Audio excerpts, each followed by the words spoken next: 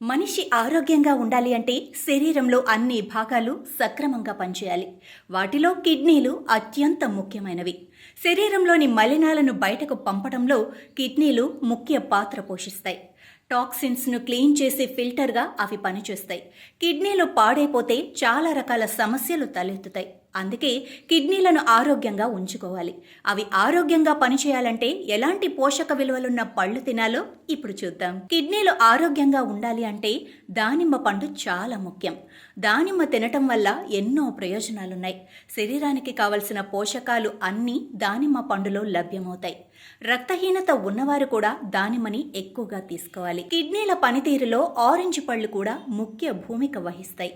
ఆరెంజ్లు తీసుకోవటం వల్ల కిడ్నీలో రాళ్లు త్వరగా కరుగుతాయి.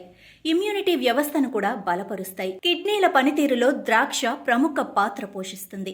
ద్రాక్ష తినటం వల్ల కేవలం గుండె మాత్రమే కాదు, మూత్రపిండాలు కూడా హెల్దీగా ఉంటాయి. ఇవి తినటం వల్ల కిడ్నీలను డీటాక్స్ చేస్తాయి. కిడ్నీల వాపును కూడా తగ్గిస్తాయి. మూత్రపిండాలను ఆరోగ్యంగా ఉంచటంలో పుచ్చకాయ కూడా పుష్కలంగా పనిచేస్తుంది.